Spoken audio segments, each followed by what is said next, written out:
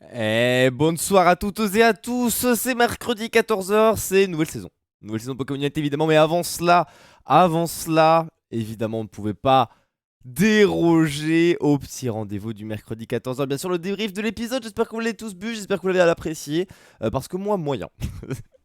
Pas se mentir qu'on va être un petit peu salé aujourd'hui, parce que TF1, hein. Parce que TF1, parce que déjà, avant qu'on commence le débrief, et que je dise bonjour évidemment à tous ceux qui nous regardent sur YouTube et tous ceux qui nous regardent ici. Non, regardez, j'enlève la caméra. Regardez en bas à droite là. Regardez en bas à droite là. Qu'est-ce qui a marqué là? Je lance l'épisode. Et je vois fin 23h05. 23h05. Sachant que 21h10 début de l'épisode, c'est pas 21h05, 21h10. On est plutôt sur du 21h15. Hein. Là vous voyez qu'il était 21h15 au moment où j'ai pris le screen. Le générique n'avait même pas encore commencé. Donc on est sur un épisode qui a fait moins de 2 heures. Moins de 2 heures et quoi, 3 pauses pub, 4 pauses pub, ce qui fait qu'on a eu genre 1h20 d'épisode, max. Bon. Oh frérot, frérot, je sais bien que t'as des régies pub. Est-ce qu'il faut rentabiliser? Je sais bien que tu fais des petits bails et tout, t'es content, mais frérot, TF1 abuse. Donc écoutez, un débrief qui sera je le dis la semaine dernière, je dirais qu'il sera un petit peu plus court que d'habitude. Il va être encore plus court. Vous voyez ce que je veux dire? Ça va être encore plus expéditif. Yo Lunafreya, yo Baba, yo Kurose, yo tout le monde. Bon, bien cet épisode, abus sur les pubs. Effectivement, Baba, mais au-delà de l'abus sur les pubs, c'est de l'abus aussi sur les demi-épisodes. Hein. On a eu un demi-épisode d'Ambassadeur. Je suppose que c'était le deuxième demi-épisode d'Ambassade. Le prochain épisode, lui, a l'air assez classique. Donc on verra comment ça va passer. Il y a eu plus de pubs que d'épisodes, mais tu rigoles. Mais je pense qu'il y a bien en proportion. On a dû avoir un petit 75-25, voire 60-40 facile. Hein. Facile parce que les pauses pubs, il y en a quoi? Il y en a 4 de 10 minutes à peu près. 40 minutes. L'épisode a duré 1h20. Faites le calcul. Faites le calcul. Faites le calcul. Je pense qu'il y a bien eu au moins une demi-heure de pub totale sur 1h20 d'épisode. Bref. C'est l'histoire des demi-épisodes. TF1 s'en met plein les poches. On en avait eu un premier demi-épisode tout à l'heure. La semaine dernière, pardon. Un deuxième demi-épisode cette semaine. Bon, bah écoutez, c'est comme ça. C'est comme ça, ça nous a pas empêché de nous attendre un petit peu à cette giga dinguerie. Donc déjà, je commençais l'épisode, je voyais 23h05, j'étais en mode, oh, il va encore nous mettre un épisode super court. En plus, on savait, on avait été spoilé que Quentin allait revenir. On savait pas comment, mais on savait que Quentin allait revenir. On savait, il y a eu des spoilers, tout ça, vous connaissez, dans le générique, Quentin, l'image, il tire à l'arc, tout ça. Oui, le générique, il n'y a pas de spoiler. Oui, oui, on voit aussi notre aventurière qui est à l'épreuve de dégustation. Bah voilà. Ouais, vous voyez pas ce que je veux dire. Vous voyez pas ce que je veux dire. Donc, a priori négatif, et un épisode qui recommence sur le point où c'était laissé la semaine dernière, à savoir cette fameuse boule noire tirée par Quentin, avec Grace qui l'enfonce, qui l'insulte, mais elle avait tellement raison, elle a tellement raison, elle qui en plus était partie en opération kamikaze, donc j'ai prendre la boule, elle s'est dit mais le mec, franchement Quentin, il a fait le pire move de l'histoire, il a fait le pire move de, non faut quand même le dire que Quentin, il a réussi à sortir, alors du coup il est encore là, mais il a quand même réussi à sortir face à une de ses anciennes alliées, alors qu'il y avait des Esteban et Sophie à éliminer, et face même à une meuf qui voulait être éliminée. Et le boug, il a quand même réussi à se faire sortir. Oh non, non, la disaster class de Quentin, elle est terrible. Bon, après la chatte exceptionnelle parce que grâce, les gens sont en mode ouais, mais sa famille, tout ça, c'est pas censé être une raison d'abandon. Après, fallait s'y attendre. Hein. Grâce, dans son portrait, tu la vois, la meuf, elle fait 45 lessives par jour. Elle a 3 adolescents hommes, mecs. Tu te doutes bien que 45 lessives par jour, 3 kilos de bouffe par ado, par personne, par repas, x 3. Tu te doutes bien que la meuf passe, en plus qu'elle bosse à domicile, qu'elle passe sa vie à s'occuper de ses gamins. Tu m'étonnes que 20 jours loin d'eux, elle en puisse plus. Elle en puisse plus. Hein. C'était couru d'avance. C'était couru d'avance. Donc adieu grâce, Quentin qui reste. Les jeux de stratégie d'alliance qui se mettent en place. On va voir comment les situations évoluent. Ancien jaune, pas ancien rouge, nouveau rouge. Encore une fois, comme à chaque réunification, les cartes sont rebattues. Et puis moi j'aime bien le petit, c'est plusieurs saisons qui nous servent ça, en mode les équipes jaunes et rouges qui changent en cours d'aventure. Ça permet un petit peu à la réunification de voir les effets, de voir les alliances, etc. se défaire. Bon, le feu sacré, lui, est parti en stand-by. Denis qui a dit le feu sacré ne sera pas remis en jeu. Je le garde pour l'instant. Il a dit pour l'instant je le garde, j'espère très fort revoir le feu sacré. C'est une mécanique qui avait du potentiel, je pense qu'il y a du potentiel pour cette mécanique. Et je trouve ça dommage qu'elle ait pas pu réaliser son potentiel. Autant il y a des trucs genre les armes secrètes c'est de la merde, ça a toujours été de la merde, ça restera de la merde. Et je sais pas pourquoi ils veulent continuer de nous en remettre parce que c'était toujours de la merde. Mais le feu sacré il y avait un vrai potentiel, il y avait vraiment un truc bien. On verra comment ça se passe quoi. On va voir comment ça se passe. C'est soudain comme revirement. Bah souvent tu sais c'est grâce, c'est le genre de personnalité où tu vois ça va tanker, elle va rien laisser paraître en mode guerrière tout ça, jamais rien laisser paraître. Jusqu'au jour où forcément ça craque. Évidemment. Le feu sacré ne reviendra pas. Et il est revenu. Et le feu sacré reviendra, je vous le dis. Et j'espère qu'il reviendra bien. Bon, Grâce qui savait qu'elle allait sortir, elle arrive des ambassadeurs, elle fait Quentin, laisse-moi. Laisse-moi. Anso, tu es une larve. Tu ne sais rien sur les épreuves, tu n'as pas envie d'être ici. Esteban, tu es à 47%. C'est absolument ignoble. Tu es dégueulasse, tu devrais sortir. Je voulais vous éliminer, bande de sous-merde que vous êtes. Quentin n'a pas voulu. Je ne comprends pas pourquoi, c'est lui aussi un espèce de gros con. Euh... Et Grâce, à un moment, j'étais en mode ouais, arrête. Arrête, c'est bon, c'est bon. Calma, on a compris. On a compris, t'étais une meuf honnête, tu vas à la boule, tu défends ton équipe. Ok, c'est tout, c'est tout, c'est tout. Oh là, j'étais en mode oh mon ref. Comment ça, mon ref? C'était assez. C'était. Ça tirait bien, ça tirait bien, ça tirait bien. Puis les larmes, hein, oh le ouin ouin, Clémence et Fred qui pleurent avec Quentin, ouin ouin ouin. Et quand on se dit le ouin ouin est fini, c'est Grâce qui part, du coup, re-ouin ouin avec Gilles, parce que du coup c'est pas Quentin, c'est Grâce, du coup re-ouin ouin. Quentin il est resté, du coup il re-ouin ouin. Oh, c'est. Pitié s'il vous plaît, prochain épisode, pas d'appel aux familles. Pitié, j'ai eu ma dose. Là j'ai eu ma dose pour la saison. La dose de ouin ouin pour la saison, elle est faite. Pas d'appel aux familles. Pitié, prochain épisode. Par pitié. S'il vous plaît, épargnez-nous. Moi j'en peux plus. Moi j'en peux plus, hein. J'en peux plus, hein. Et pendant qu'il y a t'avais Tania qui était en mode full Osef de Quentin. Tania qui était en mode oh bah c'est cool, Grâce et le reste. Quentin a rien à foutre. C'est bon, elle a bien raison. Elle a bien raison, Tania, de s'en battre les couilles de Quentin. Tania qui est encore là, hein. Je vous dis, elle va aller loin cette gamine, hein. Elle va aller loin cette gamine. Bon, déjà, épisode. En parlant d'elle va aller loin, après faut voir parce que t'as les deux boulets Esteban et Sophie qui vont sortir. Là, le premier boulet Sophie ça dégage. Prochain épisode, je pense vraiment que Esteban ça va dégager. Donc voilà, au moins les deux boulets, hop. Allez, deux épisodes random, on dégage les deux mecs qui ont rien à foutre là. Et après on avance. Et après on avance. Ça devait être chaud dans la tête d'Esteban de rien foutre et quelqu'un se sacrifie pour toi. Mais non mais c'est ça. C'est ça, ils sont en mode bah ok. C'est comme Julie, à la fin le vote noir. Où la prod nous montre bien Anne-Sophie qui est en mode ouais je donne le vote noir à Julie parce que c'est vraiment une fille bien et c'est la seule en qui j'ai confiance.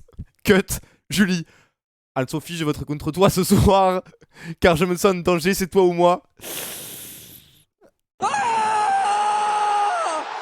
Crucifié, crucifié. Anne-Sophie qui n'avait pas grand monde à qui faire confiance malheureusement. Avec le petit Frédéric qui est là, on en reparlera du conseil, mais le petit Frédéric qui est en mode oh désolé Anso, on a fait une erreur stratégique, on a voulu splitter, flûte, oh non t'es sorti. Non, dommage, Anne-Sophie qui sort. Enfin, moi je suis rouge en plus, je suis absolument pas pote avec Nicolas et Gilles. Franchement, moi je suis 100% rouge, ça me fait vraiment chier de voir Anne-Sophie qui sort parce que je rappelle que je suis rouge et comme je sais pas si je vous l'ai dit, mais je ne suis absolument pas pote avec Nicolas et Gilles. On ne forme absolument pas une alliance avec Quentin, qu'on nous surnomme les 4 fantastiques. Non, vraiment, surtout pas d'alliance, hein. Oh là là, je suis 100%. Ils vont se faire cramer, hein. Et les 4, parce que c'était tout l'épisode aussi, c'est de voir l'alliance avec les 4 mecs là, ils vont se faire cramer. Franchement, ils sont trop forts, mais je vois pas comment ça va tenir. À un moment, ça va être forcément cramé. Ça va être forcément cramé leur puissance 4, les 4 fantastiques, les 4 galactiques, les 4 Totally Spies, les 4 top laners, les 4 junglers. Non, mais moi, je sais pas. À un moment donné, ça va partir là. Ça va partir. Tania 4 votes aujourd'hui, si j'ai bien compté. Tania, c'était 3 votes. Résultat du conseil, c'était Anne-Sophie 6, Tania 3, Julie 3. Donc, je sais plus qui a voté Tania, qui a voté Julie. En tous les cas, les rouges, ils ont juste split leur vote parce que Frédéric leur a dit de split les votes parce qu'il est jaune. Donc bien joué Frédéric. Anne-Sophie a pris 6 votes dans la tête.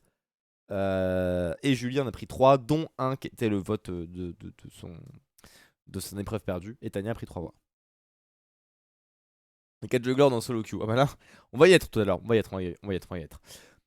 Bon, du coup, on entendait la dinguerie. Qui va faire que Quentin va revenir? Finalement, c'est Grâce qui nous balance sa dinguerie. Qui, après avoir balancé des missiles de partout.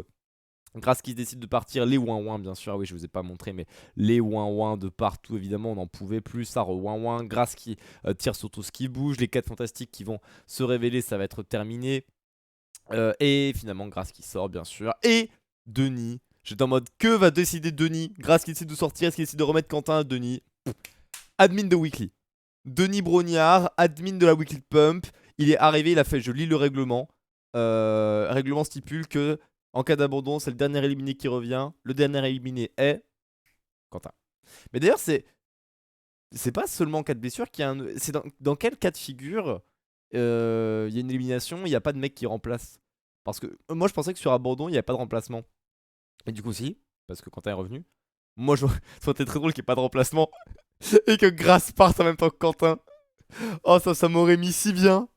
Oh, ça aurait été le chat Quentin. Le plus gros de l'histoire de l'humanité. Sur Abandon, il n'y a pas, mais dans cette édition, si, c'est exceptionnel. Ok, c'est parce qu'il me semblait, Greg. Parce que moi, dans ma tête, c'était que sur blessure les remplacements. Hein. Pas sur Abandon, parce qu'après, niveau stratégie, c'est trop facile de faire des trucs. Hein. Tu abandonnes et tout, ça fait des trucs bizarres en stratégie. Mais ils avaient remplacé Benjamin ou pas? Ah bah oui, ils avaient remis Tania. Oui, c'est vrai. C'est vrai qu'ils ont remis ça sur cette édition. Bah écoute, ils ont bien fait de remettre ça dans cette édition. Hein. Non, franchement, ça m'aurait mis tellement bien qu'il n'y ait pas de remplacement. Bon, du coup, on n'aurait pas eu Tania. Mais en vrai, pas de remplacement. Quentin qui part avec Crasse à côté. Ça aurait été un disaster. Je pense qu'on aurait eu le premier 0 sur 10 de l'histoire de Koh-Lanta. Je peux vous dire que l'histoire des notes, le 0 sur 10, c'est très parti pour Quentin. Oh, le 0 sur 10. Le mec avait aucune chance qu'il sorte, il a réussi à sortir. Je pense qu'on est sur un tiers. Si jamais ça a été comme ça, on aurait été sur le tiers Théoura, je sais plus, Clémence, elle s'appelait la meuf en duo avec lui, je sais plus. Marie, je sais plus. Et le double collier raté. Hein. Les candidats exceptionnels quand une équipe se faisait ratio plusieurs fois. Ouais, il y avait les 21e aventuriers toujours. Des fois, ils venaient avec 3 kilos de riz. Putain, ouais, c'est vrai ça. Hein. C'est vrai, c'est la raison. Charlotte, merci Xnols. Et au passage, Yo Xnols, grâce serait-elle restée s'ils s'étaient mis d'accord sur un nom? Non, je pense pas. Non, je pense pas.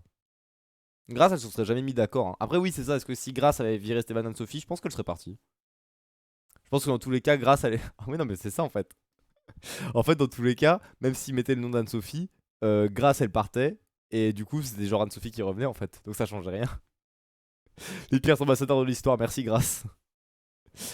Double collier, non. Double collier, non. Non, mais c'est pour ça. Dans tous les cas, il y aurait eu des dingueries. Mais en vrai, bon, Quentin est resté dans tous les cas. Un peu de chat quand même. Hein. Un peu de chat là-dessus.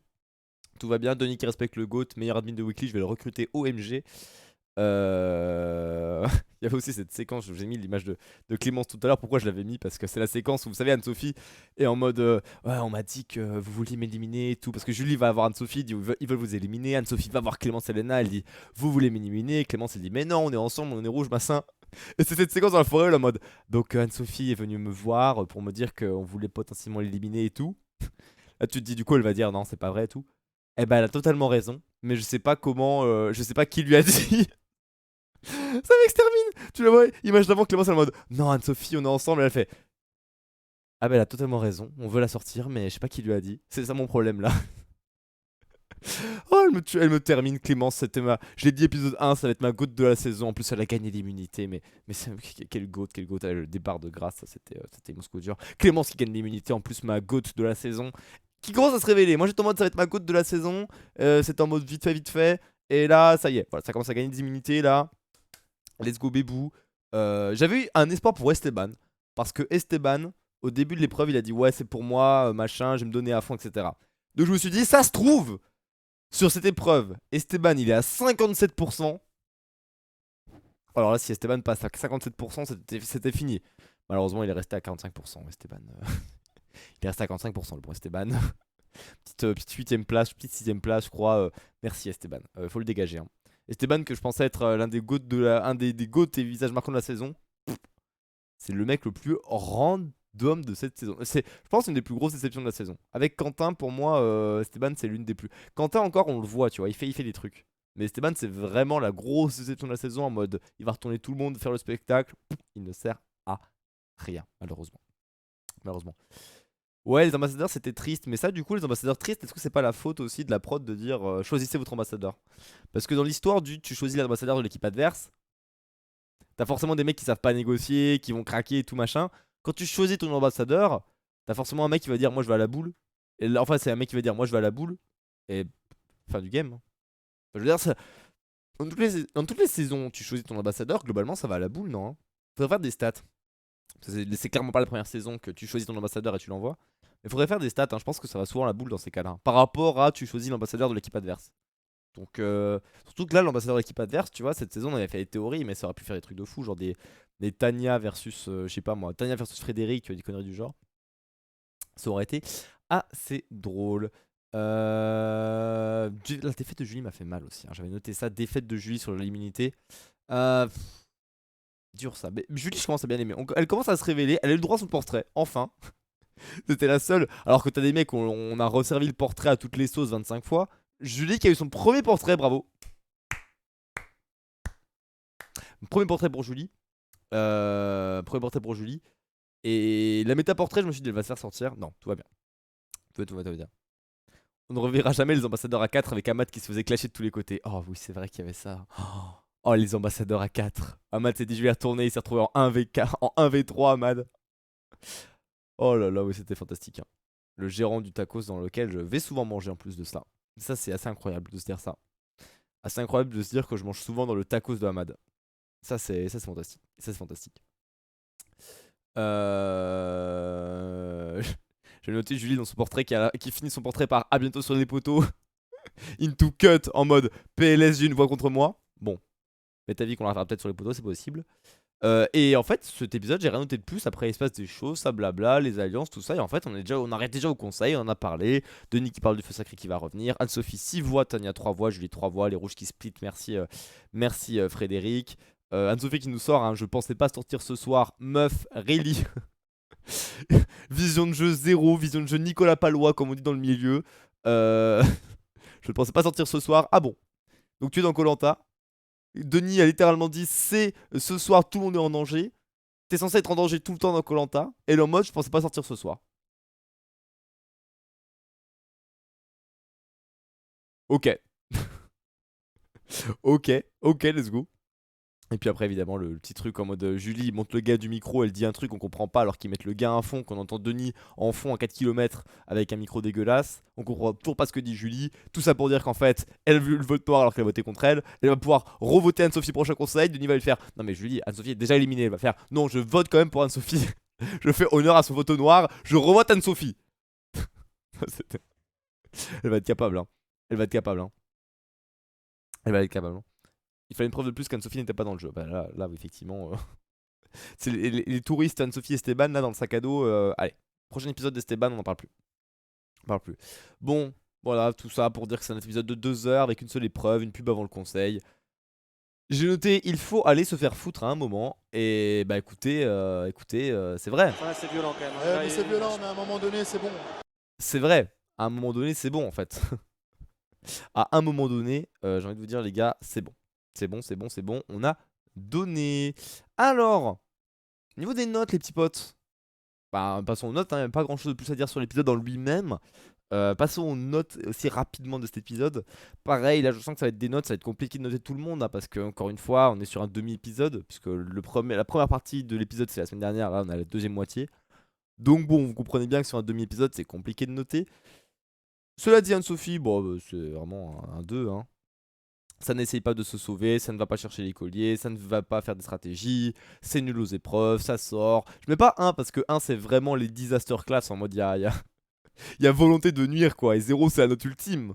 Mais oh non, Anne-Sophie, hein, je pense qu'on est tous d'accord là-dessus. Ça dégage, et tant mieux si vous voulez mon avis. Clémence, bah écoutez Clémence qui fait son petit épisode, qui vient flex en mode Anne-Sophie, on voulait la tège, je sais pas comment elle a compris, mais elle a compris.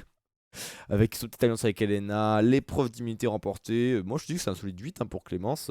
Remise de ses outils de santé. 7, moi je dirais même 8 hein, Clémence hein. Franchement moi elle m'a fait bien rire. En plus c'est ma bébou. Donc c'est ma chouchou. Donc ce sera une note totalement subjective. Plus 1 parce que subjectivité. Esteban qui était sur un 2. Bah frérot, t'avais pas été éliminé, je vais te mettre 3. Bravo pour être resté en vie. Pour avoir voté Anne-Sophie. Bravo à toi. En espérant que ça dégage bien sûr la semaine prochaine. Esteban n'a rien de plus. Rien de plus à dire là-dessus. Je pense que semaine prochaine on va avoir un épisode parfaitement neutre. Esteban va dégager. Il y a un mec qui va gagner le confort, un mec qui va gagner l'immunité. Et ça va être sympa. Nanana. Esteban va dégager. Franchement je pense que la semaine prochaine ça va être un épisode random. Random. On va en reparler. Fredo. Bah écoutez, Fredo il fait ses petites alliances, il fait ses petits bails, il fait son petit cercle en mode oh Anne-Sophie on voulait pas que tu sortes mais t'es sorti quand même, OMG. Hello Chan. OMG à l'aide. 3 pour le nombre de minutes où il a essayé de jouer dans l'épisode, c'est ça. 3 c'est vraiment c'est son pourcentage de forme. Il est à 3% Esteban, c'est à 3%. Fameux épisode de transition, c'est ça, c'est le Tour de France Koh-Lanta.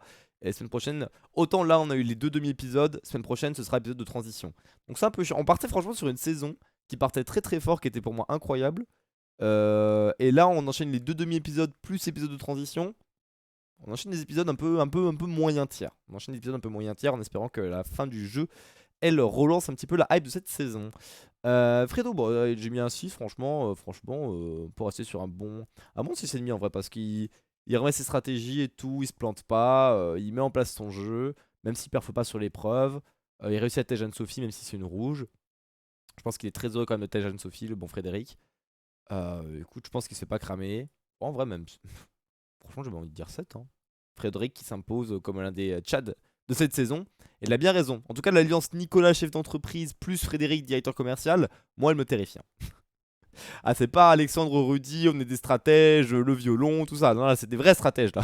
Là, c'est des vrais stratèges. Là, c'est des mecs qui savent faire, là. Là, c'est des mecs qui savent faire, là. Laissez faire. Laissez faire les professionnels. Hein. C'est tout ce que j'ai à dire. Laissez faire les professionnels. Hein. Vraiment. La team startup, non, mais c'est ça. Mais moi, ça me terrifie. Hein. La team startup comme ça me terrifie. Hein. Gilou, mais il avait eu 5 la semaine dernière, le bon Gilou. On va rester sur un 5, franchement, épisode assez neutre de Gilles. Toujours envie de dire que c'est l'un des MVP de cette saison. Pour moi, ça reste le favori de cette saison, tout de même. Donc on verra comment ce favori reste en vue, mais bon voilà, il perfre pas trop sur l'épreuve, il pleure, voilà. Écoute, il est pas agaçant, on peut rester sur un 5, hein, vraiment, hein, pas plus de ça. On appelle les totems. C'est tellement ça, ils ont lancé leur startup, les Totem, avec le Basecom directeur, Island Manager Frederick, et bien sûr le aventurier manager and recruiter and épreuve partnership manager with Denis, Nicolas. Évidemment, c'est son titre officiel. Titre officiel. Yo Salim, un épisode plus que rompiche. Bah, c'était le deuxième demi-épisode, on le savait. Hein. On le savait, deuxième demi-épisode. On entendait la dinguerie sur du Quentin. Bah, la dinguerie, elle est venue de Grasse, qui, avec ses 3 lessives par jour et 45 kilos de bouffe pour 3 adolescents, mecs à qui elle dédie sa vie, c'est sûr qu'au bout de 20 jours, elle ne pouvait plus les voir. Abandon sur raison familiale. J'adore Grasse. Je suis un peu triste parce que moi, je l'aime bien, Grasse. Mais abandon sur raison familiale, malheureusement. Plus 1 parce que je l'aime bien, hein, mais bah t'abandonnes Koh-Lanta, c'est 0 normalement. Hein. Abandon sur Koh-Lanta, on va vraiment laisser le 0 pour des disaster class totales. Mais bah, écoutez, grâce à abandon, c'est 1. Hein. C'est 1, qu'est-ce que je vous dise. Ça va pas plus haut, hein. Ça va vraiment pas plus haut. Ah, j'ai bien aimé quand elle a tiré sur tout le monde, c'était très drôle aussi.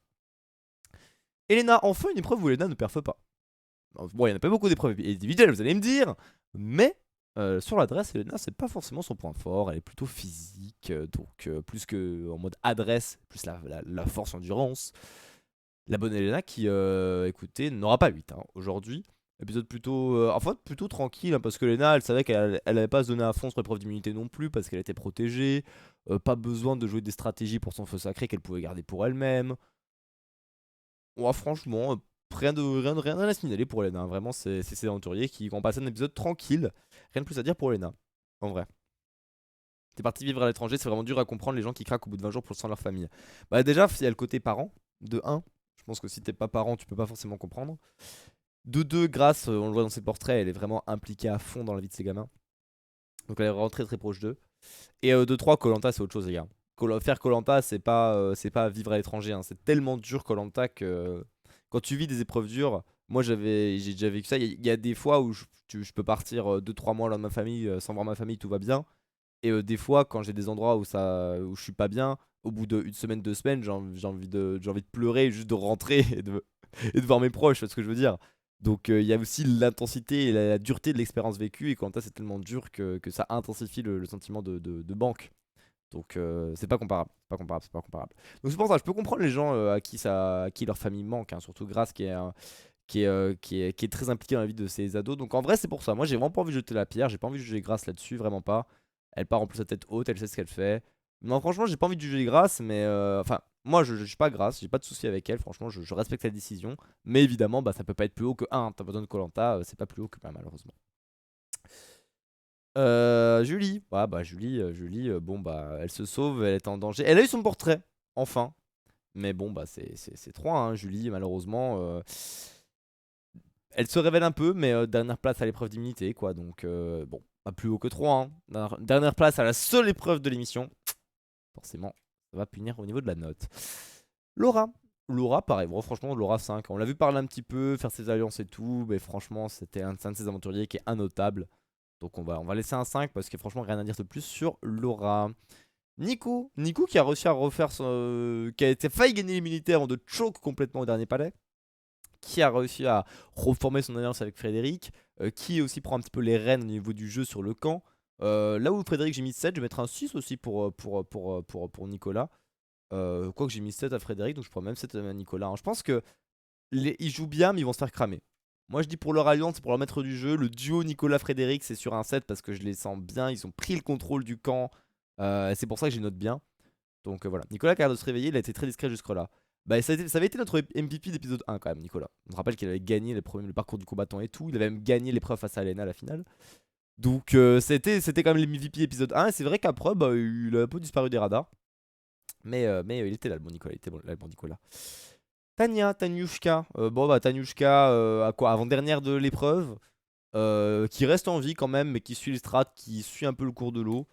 Je vais mettre 4 parce que Julie était dernière, j'ai mis 3. Je vais mettre 4 à Tania, elle a réussi à se sauver. Elle finit pas dernière dans l'épreuve. Écoutez, let's go. Je suis pour Fred, alors j'espère que personne ne cramera la puissance 4. Bonne chance Toto. Franchement, honnêtement, bah, avec le montage de l'émission, t'as l'impression que ça va être full cramé et tout, même quand il parle au conseil, etc. Maintenant, vu que nous, spectateurs, n'avons pas idée de ce qui se passe sur le camp, parce que je rappelle que un épisode ça dure 2 heures. Enfin là, du coup, cette semaine ça dure 2 heures. Dans ces 2 heures sont condensés 3 voire 4 jours d'aventure. Donc vous doutez bien que sur 3-4 jours d'aventure, ça fait. Il y a au moins 80 heures d'aventure condensées en 2 heures. Donc vous doutez bien qu'il y a 78 heures où il se passe des choses et on n'est pas au courant.